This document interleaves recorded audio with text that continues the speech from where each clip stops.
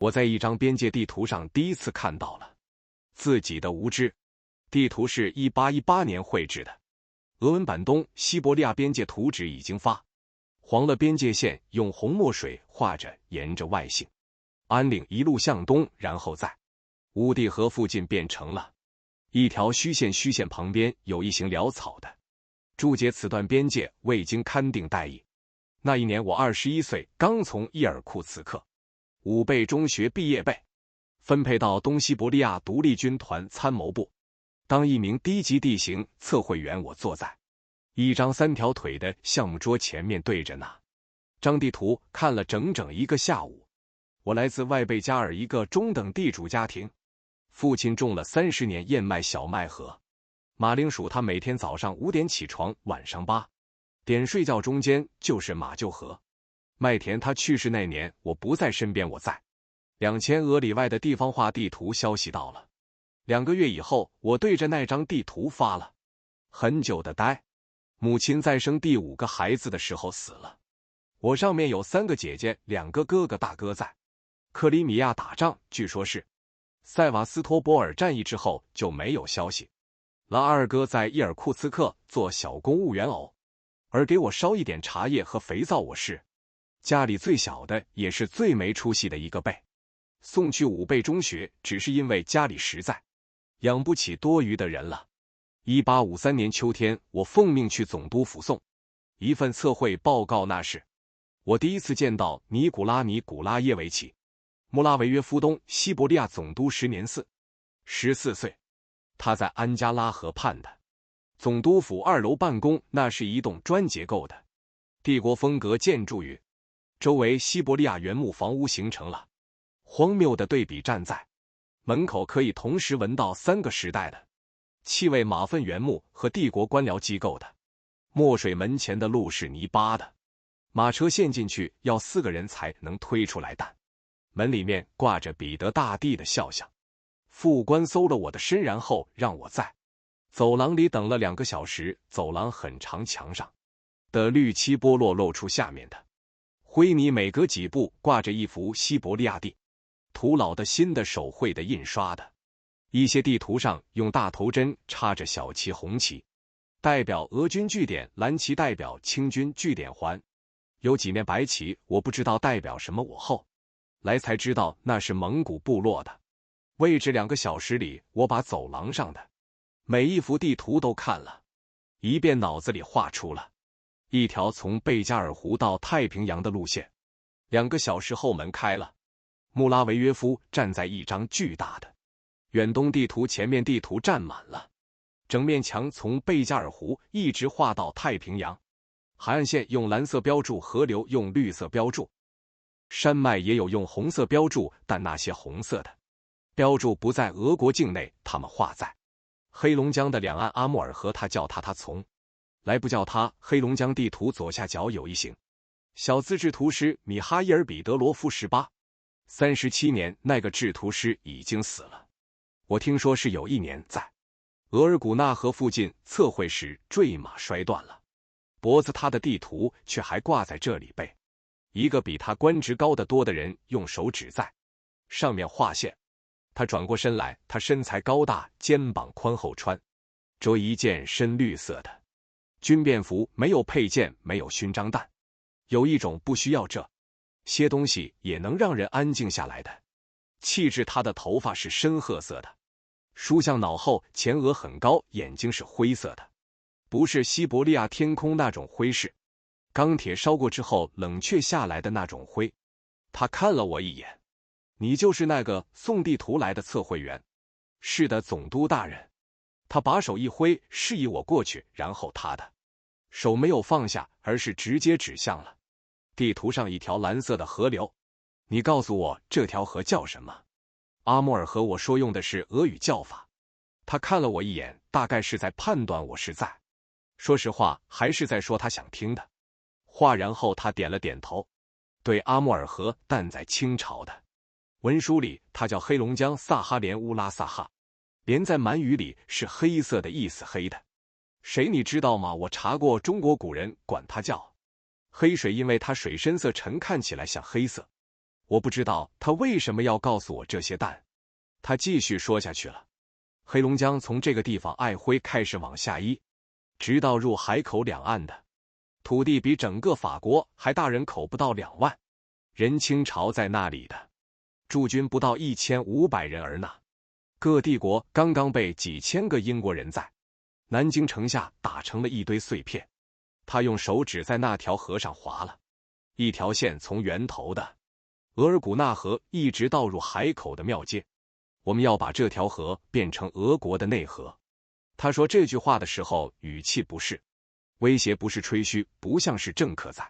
演讲，他像在陈述一个他已经验证过无数次的数学结论。然后他低下头看着我，你今年多大？21岁。你愿意参与一件比我们2个人都大的事吗？我说愿意。那3个字决定了我接下来5年的命运。那时我并不知道，走出总督府的时候天已经黑了，安加拉河在月光下是暗蓝色的，河面上有薄冰碎裂的声音。我站在河边点了一根烟，手在抖，不是因为冷，那是我抽的第一根烟，后来我抽了40年再也没有戒掉。1854年初春，我被编入了一支特别行动队，任务是对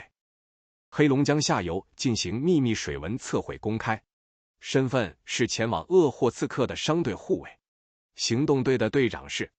彼得·瓦西里耶维奇·卡扎克维奇海军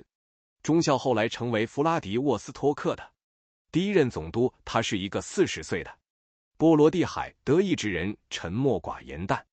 做事极其精确。他有一句话我至今还记得，在测绘里多1寸误差，在政治上就多1寸漏洞。我们的队伍35个人，25名外贝加尔哥萨克1名地理学家，2名绘图员，1个厨子和6匹马，驮着经纬仪6分仪罗盘和成卷的羊皮纸。我们从额尔古纳河上游出发，沿着清朝从未正式勘定过的边界线向东行进。当时是5月，西伯利亚的春天，才刚刚到，河面上的冰裂开了又合上，合上了又裂开。河岸上的落叶松正在抽芽，嫩绿色的针叶在枯黄的背景中显得像一簇簇小火苗。我骑着一匹栗色的矮种马，背上绑着我的绘图板和测绘仪器。卡扎克维奇走在队伍最前面，他骑着一匹灰色的外贝加尔马，每走一段路就停下来，用6分仪测一次太阳的高度，然后低头在皮面笔记本上记一个数字。他不太说话，但他会在我做对了什么的时候微微点一下头，那个点头比任何奖章都管用。我们在路上遇到了一个达沃尔老人的营地，他大概70多岁，住在河边的一个画皮棚屋里，一个人养着10几条狗。棚屋门口挂着干鱼和揉过的兽皮，空气中弥漫着烟熏的气味和狗身上的腥味。棚屋里面很暗，只有火塘的光弹收拾得很整齐，干草铺的厚的墙角码着劈好的木柴。老人的狗看到我们没有叫，只是站在远处看着。卡扎科维奇让我去跟他聊聊。我坐在老人的火堆边，用我能拼凑出来的达沃尔语跟他打招呼。他看了我一眼，然后用流利的俄语回答我，你说俄语就行了。我说了60年了，比我认识的所有俄国人都久。他说他年轻的时候见过俄国人骑马沿河而下呢，时候大家还互相打仗，后来打仗的人死了，河边就安静了。再后来又来了一批俄国人，修了一个木头城堡，住在里面不走了。他指着一个方向那边，他说的是阿尔巴辛。他在阿尔巴辛附近住了10年，见过俄国兵，也见过满洲兵。俄国兵来的时候他躲进树林，满洲兵来的时候他也躲进树林。后来俄国兵撤了，满洲兵也撤了，河两岸就剩下野草和没人收的麦子。他给我看了他腿上的一道刀疤，说是哥萨克留下的，也是清军留下的。他自己分不清了是一个人的刀还是另一个人的刀，反正都是刀。他说：“你知道这条河最老的名字是什么吗？”我说：“阿穆尔。”他说：“不，萨哈连。黑水。这个名字比俄国人的地图老了。2000年满人在这个名字之前就住在这里了，达斡尔人在满人之前就在这里了，而河一直在比所有人都早。”我问他：“那你叫什么名字？”他说：“他没有名字，他的名字在那片森林里走丢了，找不回来了。他年轻的时候有一个名字，后来不用了，因为没有人叫了，就没有意义了。”他说的时候语气很平淡，没有悲伤，像是在说一件已经发生了很久很久的事情，我已经接受了。我从口袋里掏出一小块盐放在他面前，他看了看，然后收下了，没有说谢谢。他撕下一块干鱼递给我，我接过来嚼了，很硬很咸，但有烟熏的香味，那是河的味道。那天晚上我睡在火堆边，值夜的哥萨克在唱一首关于第聂伯河的歌词，大意是：河水你慢慢流，让我再看一眼家乡呢。哥萨克大概20出头，唱到第二段的时候声音越来越低，最后没有了。我不确定他是忘了词还是不想唱完了，我没有问。我做了一个梦，梦见自己变成了一条鱼，在一条黑色的河里游了很久，没有尽头。那天晚上我睡在火堆边，做了一个梦，梦见自己变成了一条鱼，在一条黑色的河里游了很久，没有尽头。醒来的时候天还没亮，灰白色的晨光从桦树皮缝隙中透进来，老人的狗在帐篷外面低声哼着什么，他的火堆还有鱼界。我躺在那儿想一个问题，想了很久，一个没有名字的人在一条有2000年名字的河边住了一辈子，这件事到底算什么？算沉默还是算答案？我没有想出来。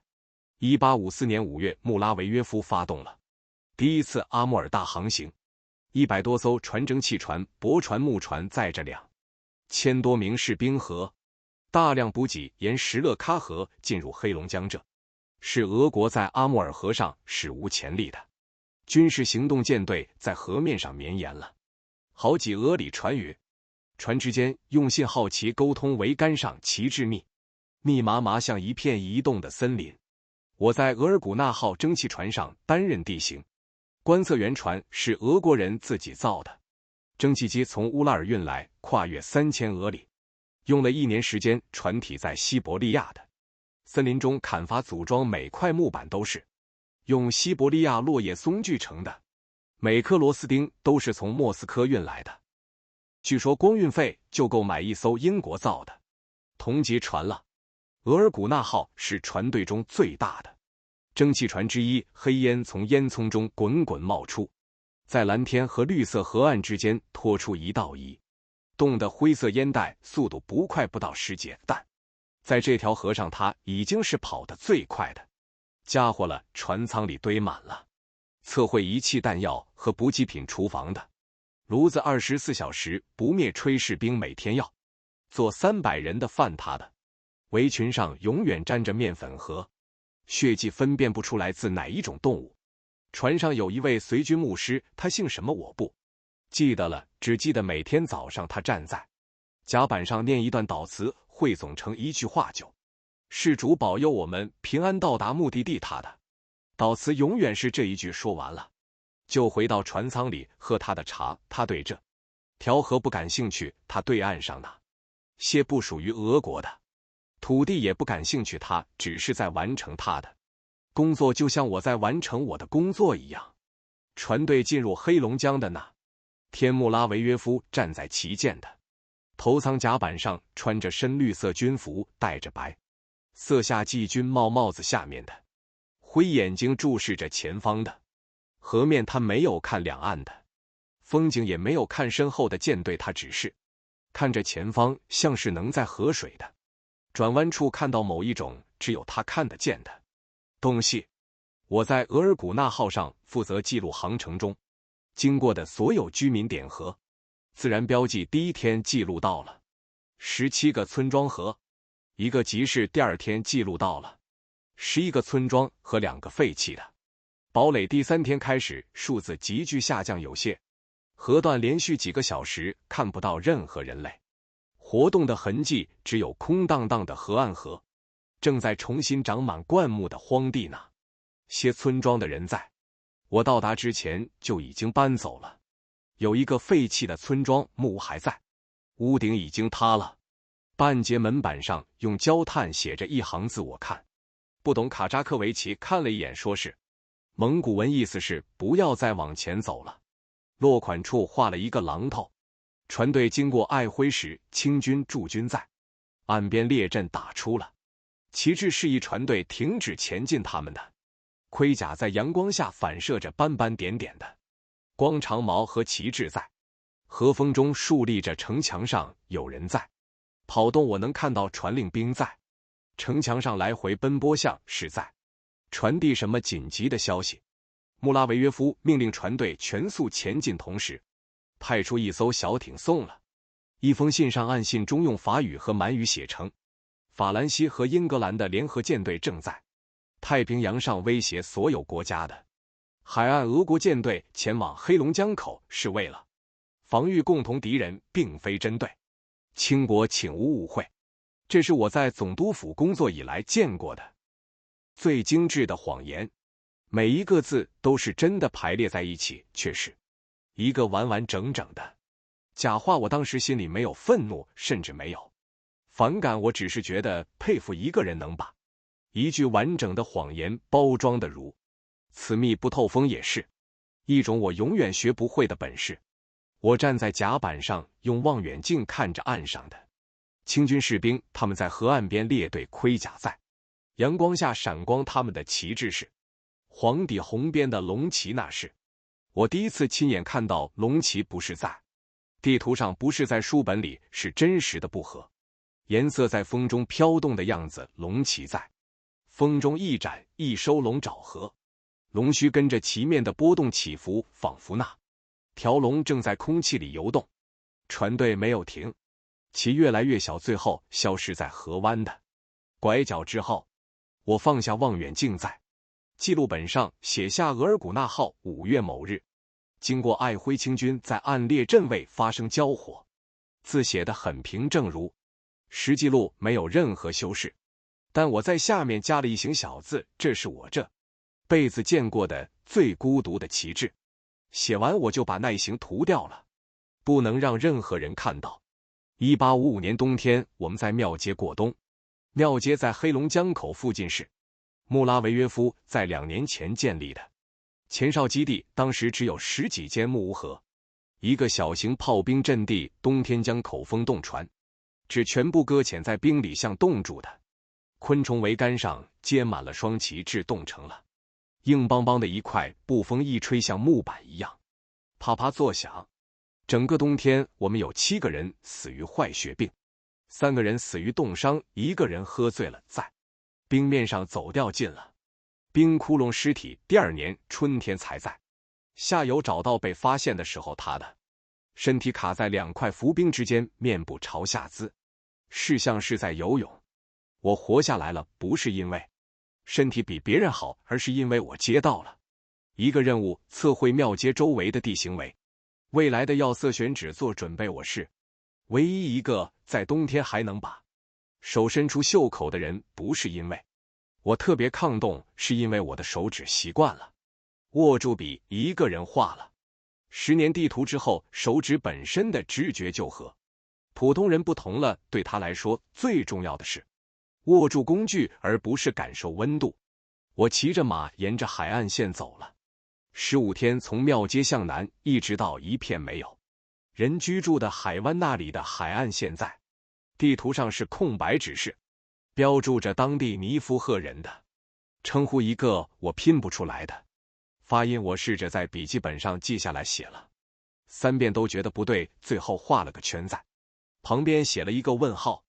我是在第3天遇到那根漂木的，不是漂木，是一根断裂的桅杆，大约6米长，根部还连着一小块甲板残片，木头已经被海水和沙石打磨得像骨头一样光滑，但上面刻着的字还能辨认出几个俄文。字母一个字母一个字母连起来是圣某种，我猜是某艘失踪多年的商船，那个字母可能是名字的，后半截也可能是名字的。开头我不知道他在这片海滩上躺了多少年，10年、20年、30年，他曾经数于一艘船上曾经有人，那些人去了哪里，没有人知道，不会有人知道了。我在海湾边站了很久，海是灰色的，岸上是黑色的火山沙，海滩上堆满了被海浪冲上来的漂木，那些漂木形状各异大小，不一像一个大。墓地上散落的十字架，我在笔记本上画了一张简单的海岸线轮廓图，然后标上了坐标。这个海湾后来被标注在海图上，叫做奥加港。100多年后呢，里发生了某些事情，但那是另一条河的故事了。回到庙街之后，我发了一次高烧，烧了3天3夜。迷糊中，我听到穆拉维约夫的声音，他在外面的雪地里跟卡扎克维奇说话，声音压得很低，但雪地传声清楚，在零下40度的气温中，声音可以传得很远，每一句话都像被冻住了一样清晰。我听到他说，春天必须动身，他病好之前找人接替他的测绘。卡扎克维奇说没有第二个人能画呢。中途他补充了一句，他不是最好的测绘员，但他是在这张图上花的时间最多的呢。一种人换一个人就得从头开始，我们没时间了。然后沉默了很久，雪地在月光下发出浅蓝色的光，他们的影子在雪面上拉得很长。穆拉维约夫说，那就让他活着。我不知道他是因为需要我才让我活着，还是因为他本身就不想让一个21岁的测绘员死在一个没有名字的海湾边上。我不知道，我至今也不知道。那是我在庙街的冬天里反复想的最多的一个问题，比测绘比边界条约都想得更多。一个人被别人需要才能活着，这个事实和活着本身一样寒冷，但我活了下来。我喝了整整1个月的热骨头汤，是一个从伊尔库茨克来的军医教我用驯鹿骨和干野菜熬的，说是西伯利亚土方子。还有一个尼夫赫女人用树皮和草根熬的黑色的药汤，我不知道那是什么味道，不像药，不像茶，不像任何我喝过的东西。但他用一根木棍搅动药汤的时候很专注，像在做一件他重复了一辈子的事情。他的名字我至今也不知道，我们叫他老阿妈。他的儿子也在远征队里，冬天冻掉了3根脚趾，但我活了下来。1858年5月，我再次站在爱辉城外，距离我第一次从船上看那面隆起已经过去了4年，我25岁了，已经是穆拉维约夫参谋部里最年轻的高级地形员。我的军衔从中士升到了少尉，我的地图从前线送到圣彼得堡，被抄录，被存档，被送到外交部作为谈判依据。爱辉还是4年前呢，个样子一座不大的江边城市，城墙是夯土的，城门楼是木头的，插着清朝的龙旗和八旗的旗帜。城门外有士兵在巡逻，也有农夫赶着牛车进出城，一切看起来像是在照常运转，但空气中有什么东西不一样了，一种隐隐的紧张感，像暴风雨到来前的闷热。但这一次我不是在船上看它了，我的船停泊在江心面前，是一座炮艇编队，4艘蒸汽炮艇一字排开炮口对准爱辉的城墙。穆拉维约夫在最大的那艘艇上，这是他精心设计的一幕。他知道爱辉的黑龙江将军一山手下不到1500人，而且没有得到北京的任何新指令。外交辞令叫谈判，军事语言叫最后通牒，老百姓的语言叫兵临城下。5月10日，穆拉维约夫带着副官亲兵和翻译上岸，进入爱辉城谈判。我被编入随行队伍，负责携带地图和文书。那是第一次，也是唯一一次我走进爱辉的城门。城里的街道上铺着石板路，两旁是店铺和住宅，有一些已经被改成临时军营士兵的盔甲盒，武器堆在墙角，女人和孩子蹲在门框后面看着我们经过，没有人说话。那种沉默比呐喊更难承受。我从一个抱着孩子的年轻母亲面前走过，她怀里的孩子大概1岁多，正在吃手指。他没有看我，他在看我们身后的炮艇。虽然他看不到炮艇，但他知道他们在那里。一山在将军府接待了穆拉维约夫，他大约60多岁，穿着一件蓝色的官袍，袍子前胸绣着捕服图案是什么我已经记不清了，只记得那件袍子在他的肩膀上显得有点大，像是不合身。他的胡子是花白的，几缕稀疏的胡须垂在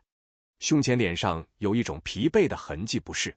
1天2天形成的，是长年累月的磨损。他面前摆着酒和茶，但他没有动。翻译官站在2人中间。穆拉维约夫开场白说了大约1刻钟，他在说俄国和清朝世代友好，共同抵御英法，应该重新划定边界，以黑龙江为界，南岸归清朝，北岸归俄国。他说的流畅而温和，像一个老师在给一个不太聪明的学生解释一道算术题，语气里没有恶意。恰恰是这一点让我觉得可怕。他说话的语气甚至带着某种真诚，不像是在说谎，但他的确在说谎。一个伟大的说谎者不需要说谎，他只需要选择说出哪些真话，然后把它们排列成一个刚好对别人有害、对自己有利的顺序。一山听完，翻译沉默了很久，翻译官又重复了一遍，他还是没有立刻回答。他低头看着自己面前的桌面，桌面是深色的，硬木磨损的发亮边角包着铜皮，铜皮上有一层暗绿色的氧化痕迹。我不知道他在看什么，也许他在看那片铜皮上自己模糊的倒影。然后他开口，他的声音不大像是从一口很深的井里传出来的。黑龙江北岸的土地是清朝的领土，从未割让过，我不能签这个约。穆拉维约夫没有生气，他点头，然后站起来走到窗边，指窗外江上的炮艇。他说那些炮艇是来保护爱辉的，不受英法攻击的，不是用来威胁清朝的。但炮艇这重东西只要在江上，它就永远是一种威胁，不管说话的人怎么解释。那天的谈判没有结果。5月12日，第2轮谈判仍然没有结。5月14日，穆拉维约夫命令炮艇在爱辉城外的江面上进行了一次实弹射击，炮弹没有瞄准城墙，是落在江心爆炸激起的水柱，比城墙还高。炮声在两岸之间回荡了很久很久以后，我还能在耳朵深处听到那声闷响，不是真实的回音，是自己留存的回响。5月16日，一山在条约上签字了。我站在帐篷外面，隔着帆布听到里面传来笔尖划过纸面的声音，那是我一生中听到过的最轻也是最重的声音，比炮艇齐射轻，比地震重。那天晚上，我独自走到黑龙江边坐下，河水是黑色的萨哈连乌拉黑水，江面上很安静，没有炮艇，没有旗帜，有风水在流而已。我在河岸上坐了很久，想到了4年前那各达沃尔老人说的那句话，这条河最老的名字叫黑水。他说的对，黑水不知道什么叫边界，黑水不在湖，谁在左岸升起旗帜，谁在右岸搭起哨塔，黑水只是流，但我不是黑水，我是那个在地图上画线的人。我画的每一条线都意味着有人要搬家，有人要换旗，有人要在某一天醒来，发现自己不再是这个国家的人了，而那些人的名字永远不会出现在我画的地图上，一个都不会。回到伊尔库茨克之后，我病了，不是身体上的病，我开始在夜里反复看到那支笔划过纸面的画面，听到那个声音。醒来之后，发现自己满头冷汗，枕头和被子都湿透了，像刚淋过一场雨，但我的额头是凉的，体温正常，心跳正常，只是脑子里有一幅画面，一管鹅毛笔正在一张条约的文本上移动笔尖蹭过纸，面的纤维发出沙沙的声音啊。各声音在我醒后还会持续几秒钟，像一个已经离开房间的人留下的脚步声。参谋部的医生来看过我，他检查了半天没有找到任何生理上的异常。他问了我几个问题：睡眠如何，胃口如何，是否有过自残的念头，然后在他的记录本上写了一行字：诊断结果疲劳，建议休息1周。但我休息不了，因为我在休息的时候闭上眼睛就会看到同样的事情，笔纸和那条河。我姐姐写信来问我在远东过得怎么样，她的信写得很长，用蓝色的墨水，字迹圆润工整，信纸上还带着一点教堂蜡烛的气味。我回信说还好。我在信的末尾加了一句：我以前不知道地图是有重量的。他没有回信，大概没看懂。1858年夏天，穆拉维约夫带着爱辉条约的文本回到圣彼得堡，他被封为阿穆尔伯爵。沙皇亚历山大二世在东宫接见了他，据说沙皇在听完他的汇报之后说了一句：阿穆尔河两岸的土地从此归俄国所有，这是本朝最伟大的成就。报纸上刊登了消息：伊尔库茨克的街头有人喝酒庆祝，总督府门前的广场上甚至有人放了几声空枪当礼炮。我在宿舍里听到那些声音，没有走出去。那年秋天，穆拉维约夫回到伊尔库茨克总督府，我在走廊上遇到了他。他瘦了一些，灰眼睛下面多了2道深纹，头发里掺杂了更多白色淡，眼睛还是那种钢铁烧过之后冷却下来的灰色。他认出了我。你那张地图画得很好，他说。外交部的人看了说比英国人画的海图还准。我说谢谢总督大人。他点了点头，然后走开了。他的靴子踩在地板上的声音很稳，不符合4年前我第一次在走廊上听到的那个步幅一样，每一步都是一样的，距离一个连走路都精确测量过的人。我站在走廊里，手里拿着一卷新的测绘任务图纸，站了很久。走廊还是4年前那条走廊墙上的地图，换了新的那几面白旗还在，但蓝旗的位置变了，少了一些，多了一些，有一些从南边移到了北边，像是有什么东西被擦掉，重新画过。我注意到那张地图上用蓝色大头针标出的清军据点位置比4年前少了很多，很多据点被撤掉了，记录显示已经废弃了。有些地方甚至没有撤军的记录，只是某一天人就不在了，据点空了，祈祷了，人走了，不知道去了哪里，他们自己的文书大概也没有记录。我后来再也没有单独跟他说过话。那年秋天，伊尔库茨克的街道上有人在喝酒庆祝，他们不一定知道爱辉在哪里，也不一定知道那条河原来叫什么，他们只知道沙皇陛下给俄国又添了一块土地。我路过那些人身边的时候没有说话，我一个人去了安加拉河边，在那棵歪脖子柳树下坐了一会儿。河水比夏天凉了很多，秋天已经到了。深秋河面上飘着落叶黄的、红的和褐色的混杂在一起，被水流带着向下游去，没有人在后面追他们，他们也不需要被人追，他们只是往下游去。我在河边坐到了天黑。1860年北京条约签订，乌苏里江以东的土地也划入了俄国版图。弗拉迪沃斯托克在金角湾畔建立俄国，在太平洋上终于有了一座不动港。同年，我被调往新成立的阿穆尔沿岸地区地形测绘局担任副局长。那年我28岁，上任第一天，我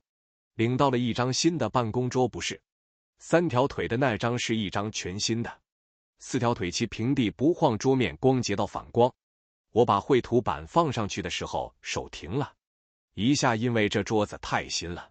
新到还没有沾过墨水，没有留下过铅笔的划痕，没有一点点使用过的证据。它像一张还没有被画上任何线条的白纸。在我的办公室里，我打开了一个铁皮文件柜，把4年前在爱辉测绘的地形图原件放了进去，关上柜门，然后在柜门的标签上写了一行字：1858年爱辉测绘原件机密。我又站了一会儿，看着那个标签，我的手指在铁皮柜门上敲了2下，像敲门一样，没有人回答里面的地图不会说话，他们在黑暗中安静地待着，像那条河一样安静。外面有人喊我去开会，我应了一声，走出了办公室。那年冬天，我收到了一封从外贝加尔寄来的信，信是二哥写的，字迹比我记忆中潦草了很多，信封上沾着一块深色的污渍，可能是泥，也可能是别的什么东西。信上说大哥在克里米亚阵亡的消息终于确认了，是在塞瓦斯托波尔要塞陷落的那一天，日期是1855年9月。那场战役已经过去3年了，我一直在等他回来，但等来的是一张被别人转述了无数次才到达我手里的死亡通知。我把信放在桌上坐了一会儿，然后站起来，打开铁皮文件柜，把信放进第2个抽屉，和爱辉的地图放在一起，一个是我的哥哥，一个是我的地图。我不知道他们之间有什么联系，但我觉得他们应该待在一起。一个人会在战争中死去，一条河会在条约中被划走，这些都是我无法改变的事情，但我可以把它们放在同一个柜子里。那个冬天，我开始频繁地梦到那条河，不是爱辉段的河，是庙街下游段靠近入海口的那一部分河水，在那里变得更宽更慢，颜色不是黑色也不是灰色，它变成了一种介于两者之间的颜色，像旧铁皮上的漆正在剥落，露出底下的金属底色。河面上没有船，没有鸟，没有岸上的人烟，只有水一直在流到海里去。我有时候会在梦里站在河岸上，看着那水流动，我没有动，水在动，我看着水不动呢。种感觉不坏也不好，在梦里我是一条鱼，还是那个站在岸上看鱼的人，我不知道，我只知道水一直在流，没有停过。那天黄昏，我站在测绘局门口，看着伊尔库茨克远处的安加拉河，落日正在河面上铺开一条金色的光带，风从河上吹来，带着水和植物的气味，也带着西伯利亚秋天特有的那种正在变冷的空气的味道，那是冬天即将到来的信号。那条河不是黑龙江，不是阿穆尔河，不是黑水，它只是一条在西伯利亚的傍晚里安静的发光的河，和任何一条在夕阳下没有被任何条约牵走过的河一样。我看着它看了一会儿，然后我转身走进了办公室。地图不会自己完成。那年之后，我再也没有去过爱辉，不是因为不想去，是因为没有理由去了。爱辉还在原地，河还在流，但我去那里要做的事情已经做完了，地图已经画好了，边界已经划定了，条约已经签了，我不再需要去了。但我有时候会在地图是翻看旧档案的时候停下来，看着爱辉测绘原件呢，一页那张纸上记录的河道走向河，我在现场画下的墨线还是当年的样子，墨水没有褪色，纸张没有发霉，那条河在我离开之后没有改变过走向，它不需要我。我每次合上文件夹的时候，都会用手指在封面边缘轻轻敲2下，然后放回原位。第5章完。下一章。